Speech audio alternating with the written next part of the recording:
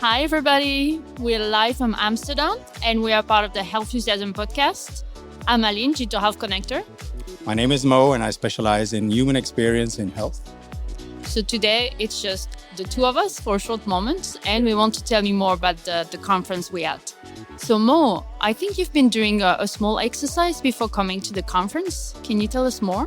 Yeah, Aline, you are very experienced in all these events. So for me, I'm kind of a freshman in all these events. And before coming, I said, what can I expect of that event? So I had an experiment. I asked ChatGPT to analyze to which extent certain terms appeared in the keynotes, the exhibitors, and the programs, and also the speakers. And I did a top 22 of the words. Number one was, of course, health. That was 100% present throughout the content. And number two was healthcare at 95%.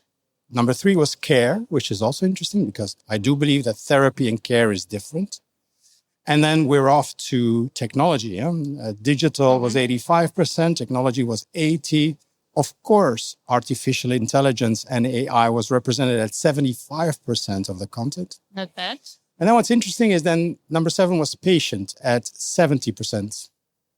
And then we go into therapy. And then at number 9, which is interesting, just at 65%, we have the word human, which is interesting. So everything else, all businesses, solutions, technology proceeds. And then we go into, at number 9, represented at 65%, not even, 65%. We have the word human. And that's kind of a remark I had when I walked here.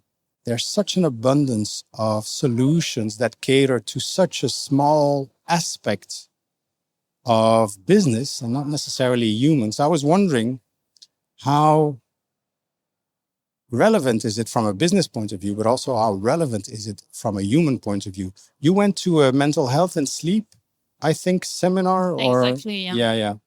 And they addressed something really interesting. You want to talk about that? Yeah. But it's very related to what you were mentioning now. So they were talking about the different technologies available today to track your sleep. And they were saying that when your healthcare professional is recommending a solution, the percentage of people adhering and using the solution actually is higher than when the patient is on his own. Mm-hmm. So, when you mention human, the human aspect is actually here. Like you will be more adherent. You will use a solution more if there's a human in the loop who will be telling you to actually use the solution. So I found that very, very interesting. I think that's interesting in both dimensions. I think that how do you navigate all available solutions? If you have a trusted source that is unbiased and not necessarily linked to the selling of the solution, I think trust is a major factor.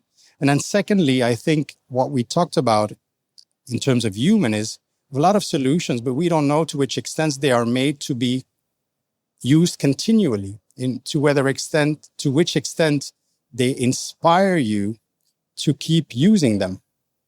So adoption, adherence, compliance is something we see in the pharma market, but we also see in these solutions. And what I see is sometimes they are really engineered for the solution, but not necessarily engineered for human beings. And that's kind of 99% of what I do in my job, right? Is how do you make that work for human beings? And that is kind of a feeling that came over me when I looked at this is how does human behavior integrate in the crafting of the solution, right? So it makes sense from a rational point of view, and we talk about user experience, but we also talk about motivation, we talk about inspiration, we talk about triggers, we talk about ability. So that is something that I'm thinking of, whether it is B2B or whether it is DTX, right? Mm-hmm. I don't see that really conveyed in the solutions that are offered. They're purely to solve a problem, but not necessarily trigger adoption by the users. So I don't know what your feeling about that is. No, I agree. And also something that they repeated several times this morning and that caught my attention. They said that we still need to learn how to talk to patients when it comes to technology. And that's something that we still don't know how to do. And I was like, okay, I thought it was a strong statement, but yeah, I think that they're right. And it's the key because, when we talk about pills and adherence, we know it's a fact that you have to push people to take their drugs, but actually it's the same with an app or software. The adherence is still the same issue. So you need to really explain to people what's the benefits, how to use it. So that's really where the human component is very important. Yeah, but also in the way it's engineered. And then we can shamelessly plug Christophe's book, which is, he talks about aspirations, right? And I think aspirations in the way you communicate and you drive engagement towards the usage of your solution. I think one of my favorite sentences is the best way to have people listen is to talk about them. Yeah. And the best way to engage with people is to offer them something that lies within a very tangible aspiration of who they want to be or who they want to become. So maybe we can use this also to plug Christophe's book. I think he's leagues ahead because his Healthhusiasm book was more about motivation, but then he's upping the game in terms of aspirations. And I think that's what I'm missing here in all the solutions, is to which extent do you have the aspirations of the user in mind when offering and engineering that solution?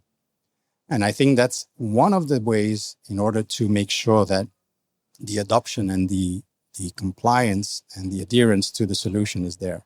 But that's, why with startups, we talk so much about co-creation from early stage. So really to get the end users on board. So being the patients or the consumers of the healthcare professionals, to sit them at a table with you, to have them play with the solution that you have in mind, to really get their inputs. So that solution is actually designed for them. Yeah. And when your product is on the market, it actually meets those aspirations that you're talking about now. Yeah. And also because they're going to be part of that solution, they will feel it's kind of like theirs. Mm-hmm. So they're also going to be more willing to use them. I think it's a very good point. I think we tend to consult people and ask them questions from a rational point of view.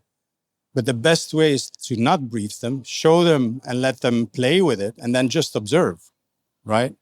Because you know that if you ask people questions, there is the bias to answer in order to please, or to have the socially desirable thing.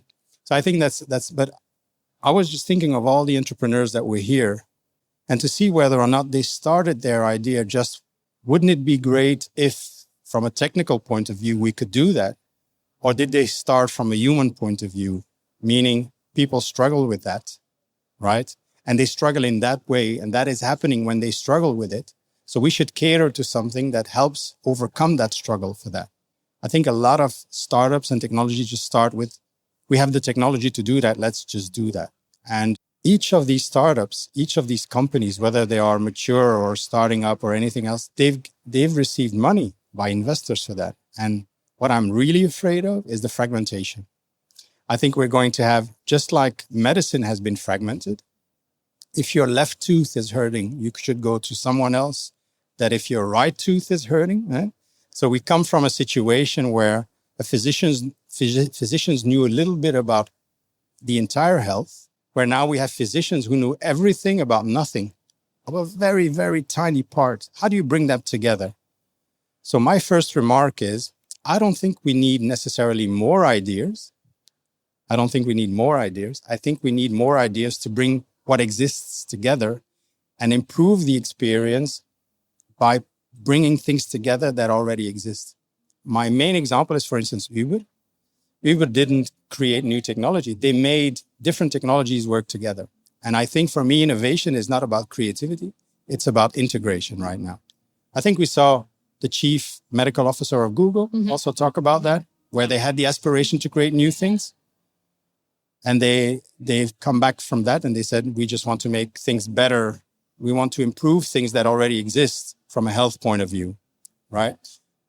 So you're still working in startups and accompany things. What do you get when people come with ideas? What are kind of your reflexes, your main questions that challenge people who have an idea? How do you guide them through that? We really recommend people to also, what you were mentioning before, to start from a need, to analyze the market. So that's the biodesign method from Stanford University. Okay. Just you go out there, You see what are the problems, unmet needs, and then you come up with the solution from one of those challenges that you see. And that's actually the reverse what you were saying before. We see companies that say they have a solution and they try to push it to healthcare, but really the right way. And what I've seen those past years, startups are on stage and start with a real unmet need, something that they've experienced themselves or someone in their family or around them. The story is stronger. And you see that those companies usually are doing better than a company that's like getting a technology and pushing it to the market. So those considerations are here as well. That you need to understand like the size of the market, who is affected by the problem, who will be paying for the problems. All those things you have to keep in mind when you want to go to the market. To which extent do they analyze why they don't do what they're supposed to do for the unmet need? So, for instance, if someone, let's take an example that is close to my reality, for instance. If someone knows that working out is healthy, why doesn't he or she do it more regularly, right? Do you go to that extent why it is? Or do they just say people have a problem with working out regularly? Because what I know is you need more granularity in analyzing what makes people not do things, right? So do they go into that behavioral part, or do they just see that there's an unmet need? No, I think what you're mentioning is the key for the success of the solution. You need to go deeper. If they're not exercising, why are they not exercising? And that's why we're talking more and more about holistic view. You have to understand all aspects of a patient, of a consumer, because maybe the reasons actually not obvious to you. You have to look, like if you go to the psychologist and you have to dig deeper to things that are not obvious, that will explain the reason. And for me, like understanding the cause is actually part of the success. And maybe something that they were saying this morning is also back to what we were saying before, the human aspect. When you can actually talk to someone and that person can help you along the way, to identify those causes and to work on those causes, will make adherence more successful as well. So do you have behavioral specialists in your team? In my team? Well, when you accompany, so you used to work with startup within the Barcelona hub, right? To which extent was behavioral design or behavioral expertise integrated in the competencies of the services you provided?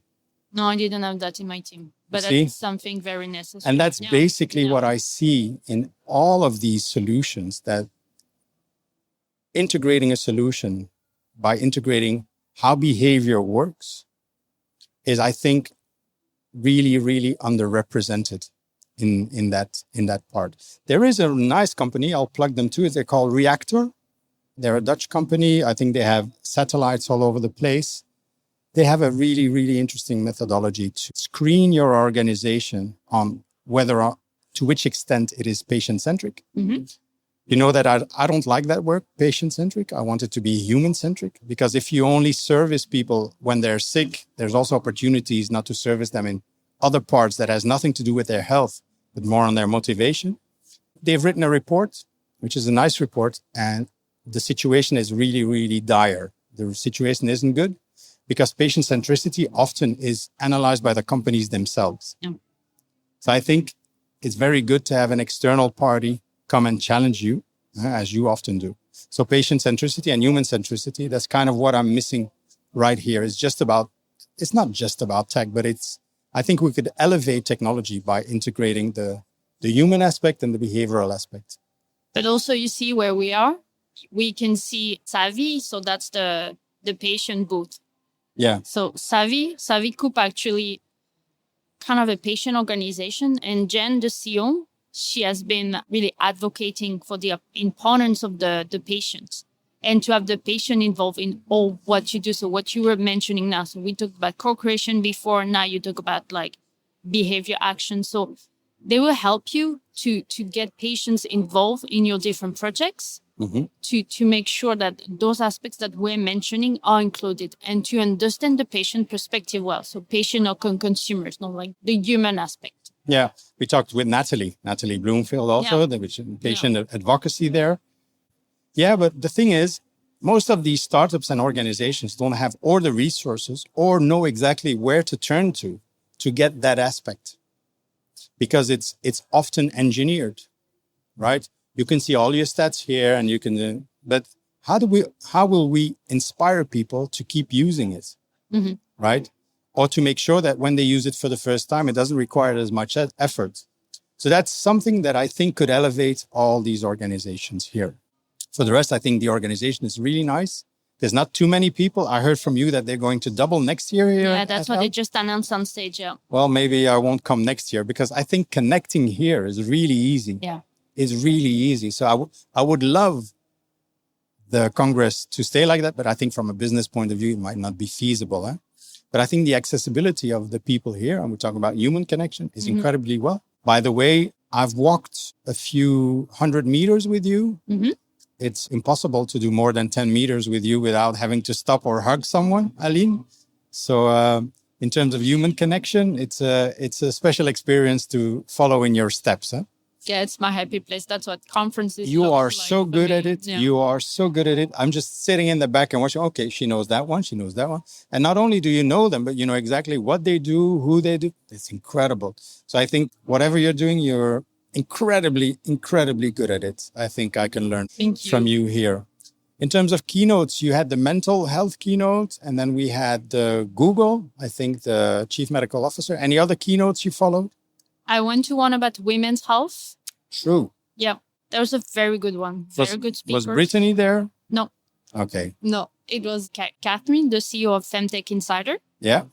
And we had very good speakers on stage, like one company from Germany who are actually using blind women to detect breast cancer. So really using their hands, they are trained. Tactile. Yeah, they're trained to detect tumors in women.